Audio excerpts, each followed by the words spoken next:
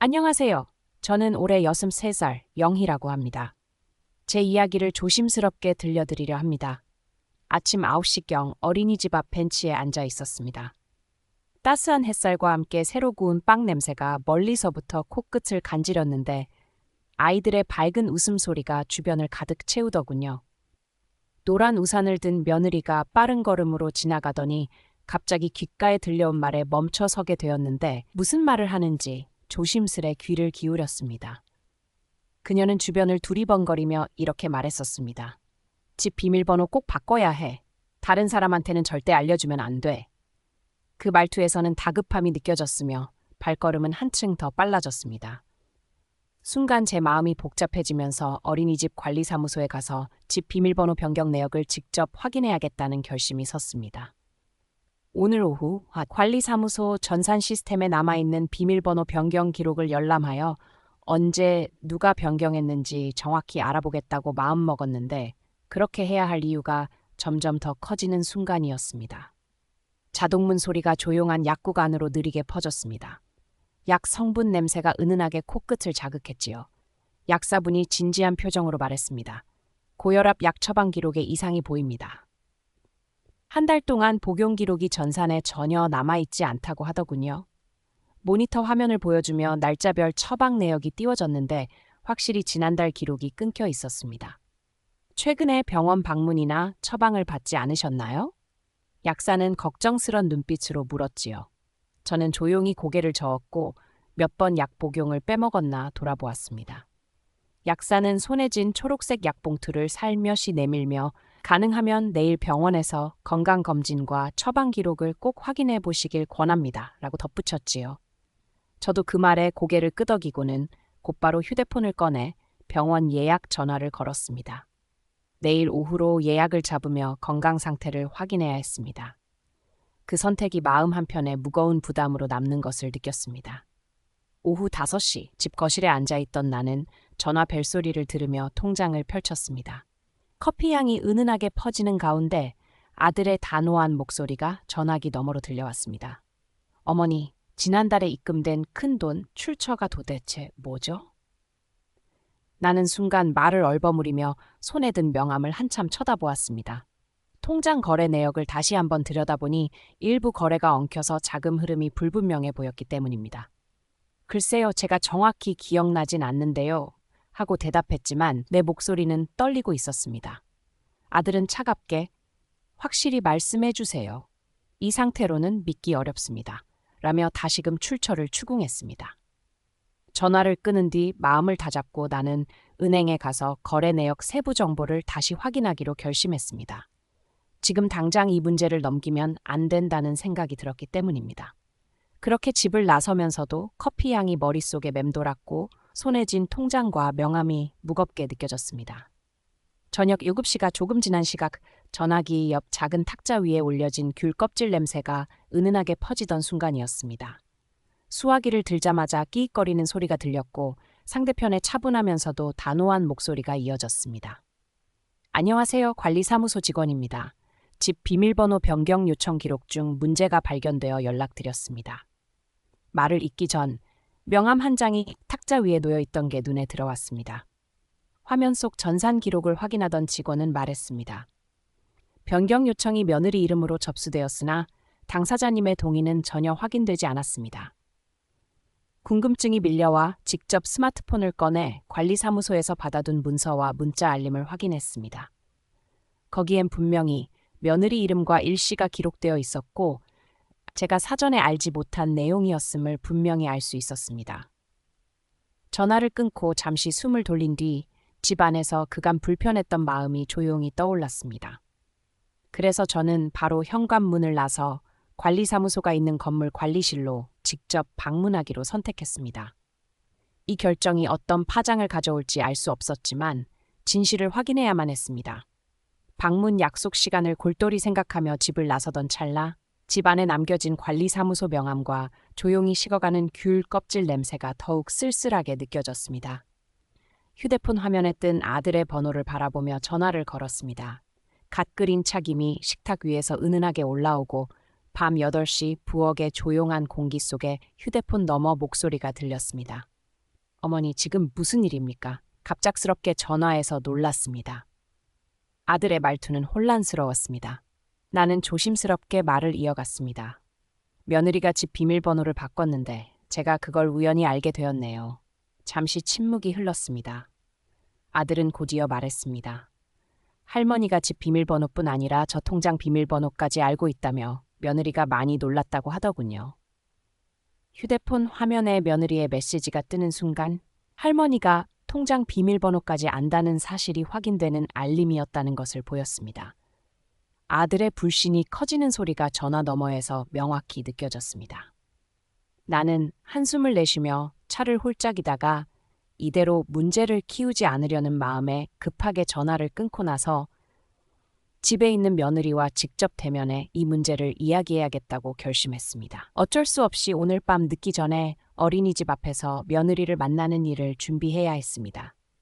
카페 조용한 한 구석에서 잔잔한 음악 소리가 흐르고 있었습니다.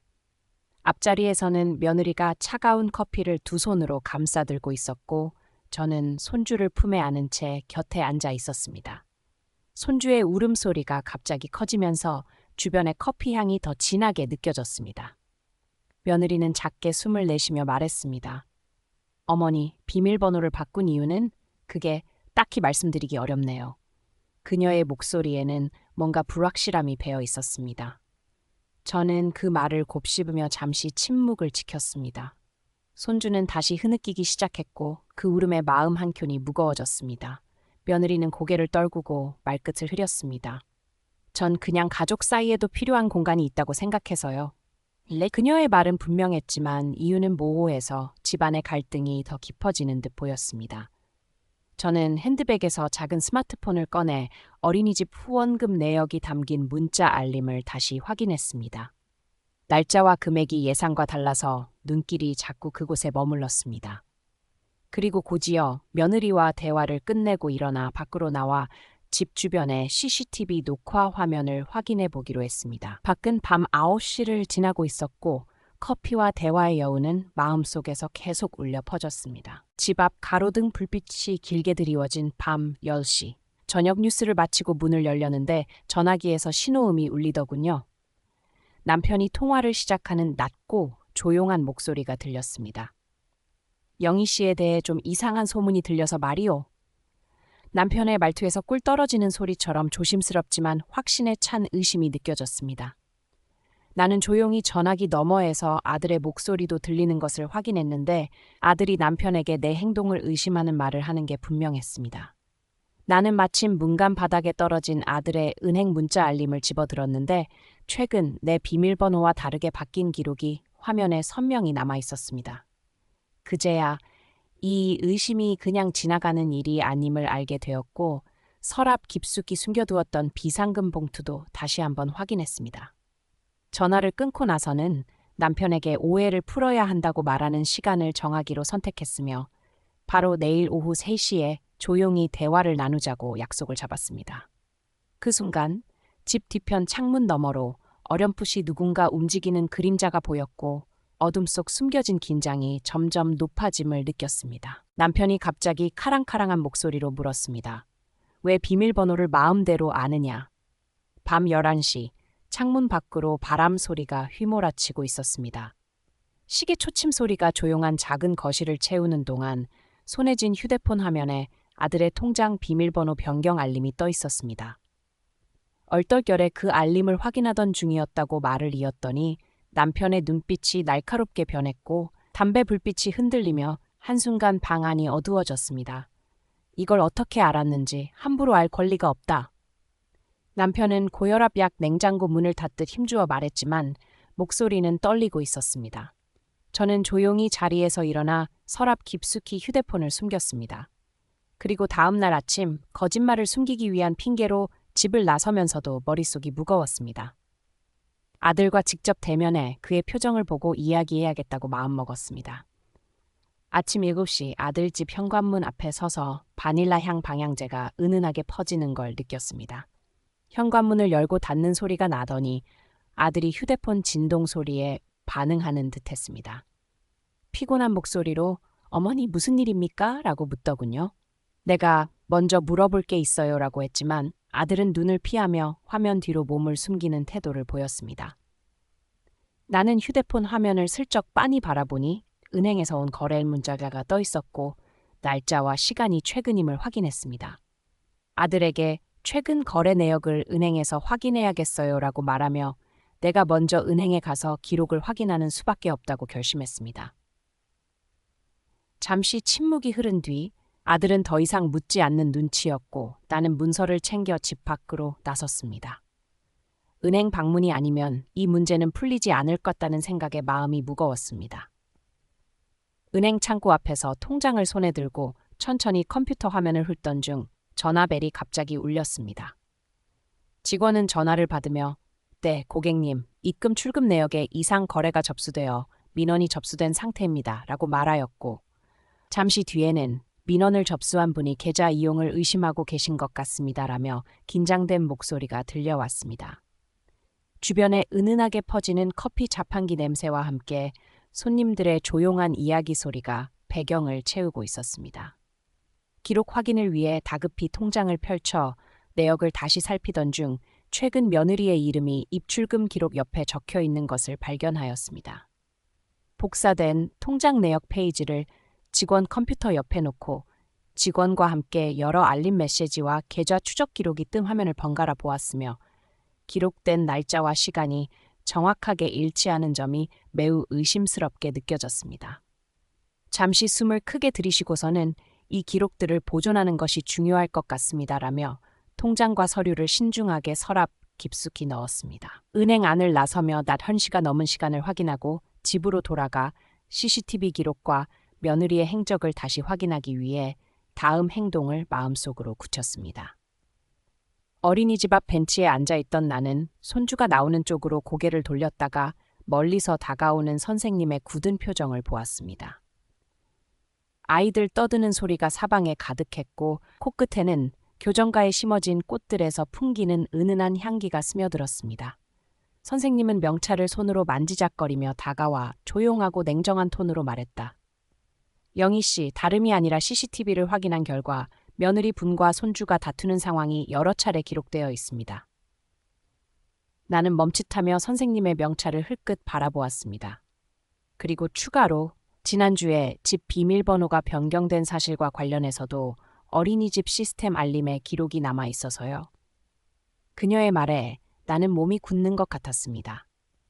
선생님은 이어서 더 큰 문제는 아드님의 통장에 이상한 거래 기록이 여러 건 발견되었다는 점입니다.